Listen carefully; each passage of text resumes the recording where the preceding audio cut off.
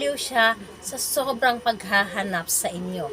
Hello mga guys, kumusta kayo? Panibagong araw, panibagong video na naman tayo. And sa araw na ito ay isa na namang video ang aking ituturo sa inyo na simpleng gabay o simpleng pamamaraan na makakatulong sa atin. At bago ang lahat, gusto ko lang mag-disclaimer sa mga taong hindi naniniwala at hindi gusto ang mga kagaya nitong video. Please skip this video and maghanap kayo ng videos na gustong gusto nyo dahil ang video na ito ay para lamang ito sa mga taong naniniwala and gusto mag-try. Sa lahat po ng mga nag-comment po dito sa aking video, dito po sa loob ng aking channel, sa mga nagre-reply po sa inyo na dinadala kayo sa WhatsApp, pag-ingat po ang lahat upang iwas scam po tayo. So ngayon po, ituturo ko sa inyo paano mababaliw si target sa inyo sa kakahanap gamit lamang ang mata. Yes po, gamit lamang ang mata. Ngayon po, ito ay pwedeng gawin sa parihas ang kasarian, babae ito babae, and lalaki ito lalaki. Siyempre sa ating babae at lalaki na mag-partner.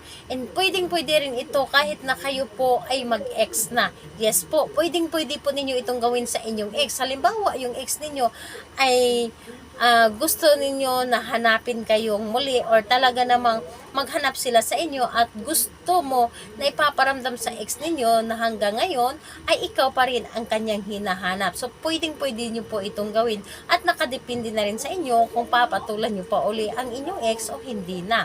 So, dito po ay wala tayong ibang kakailanganin na gagamitin kundi ang panulat lamang.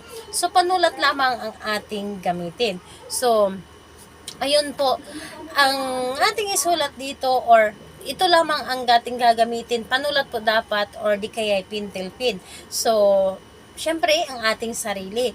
Bago natin gawin ang isang ritual, dapat po ay alam po natin sa ating sarili na gustong-gusto natin itong gawin at alam po natin sa ating sarili na ito ay makakatulong sa inyo at gusto po ninyo na hanapin kayo ng inyong target. So, ayun, kailangan na mag-isa lamang kayo na gumawa nito at wala pong dapat na nakakaalam upang mas madali, mas mabilis ang talab nito. Ngayon po, kailangan mong mag-focus at kailangan na wala kang ibang iniisip. Kailangan na wala kang iniisip na mga problema. Yung empty po yung isipan ninyo na nakafocus lamang sa inyong gagawin na ritual.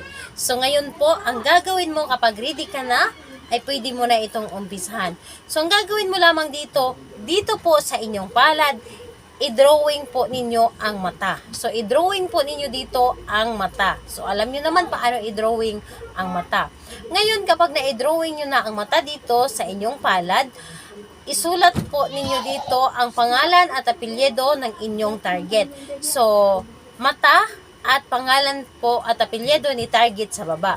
Ngayon, kapag naisulat nyo na or na-drawing nyo na ang mata, ang gagawin nyo lamang, titigan nyo lamang ang mata sa inyong palad at kausapin ito at isipin yung inyong target.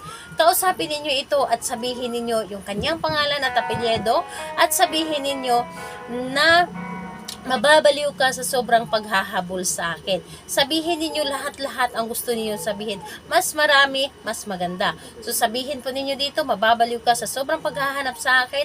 Ipaparamdam mo sa akin na sobrang mahal mo ako at wala kang ibang iibigin kundi ako lamang. Hindi ka makakahanap ng katulad sa akin. Hindi ka magiging masaya sa iba kundi sa akin ka lamang magiging masaya. So sabihin niyo po yan lahat-lahat.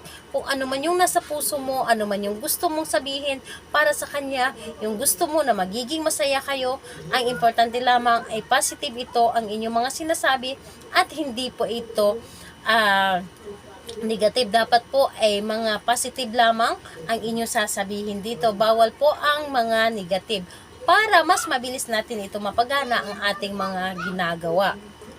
So yun, pagkatapos mo sabihin lahat-lahat at mas maganda na i-massage or i-rub ninyo yung inyong ginawa. I-rub ninyo para mas mabigyan ito ng mas malakas pa na energy habang sinasabi ninyo ang kanyang pangalan at apelyido. Sabihin nyo lamang nito na mababaliw ka sa sobrang paghahanap sa akin. So, pangalan, apelyido, mababaliw ka sa sobrang paghahanap sa akin. So, yun lamang ang inyo sasabihin. paulit-ulit at wala pong limit yung pagkabanggit ng kanyang pangalan at apelyido at yung magic words habang pinapainit ninyo. Dahil sa ating pagrarab po, ito ay mas nabigyan ng mas malakas pa na energy ang ating ginawa kapag ito ay ating nirarab ang ating palad. So, ayun, dito po ay napakaganda at sobrang napaka-epektibo nito kapag ito ay inyong ginawa. So, pwede ninyo itong gawin, or kung magtatanong kayo kung kailan ito pwedeng gawin, gawin ninyo ito ng kahit anong araw at kahit anong oras, pero mas maganda po na gawin ito sa gabi. Dahil sa gabi, mas malakas po ang enerhiya sa ating mga ginagawa at tahimik na ang paligid at mas mabilis tayo mapapakinggan ng universe. Kaya naman, kung gusto ninyo na mas mabilis ang talab nito, gawin po ninyo ito sa gabi. So, ayun po. Kung may mga katanungan kayo, mag-comment lamang kayo sa baba upang ma-replyan ko po kayo. Bye-bye everyone. God bless us all.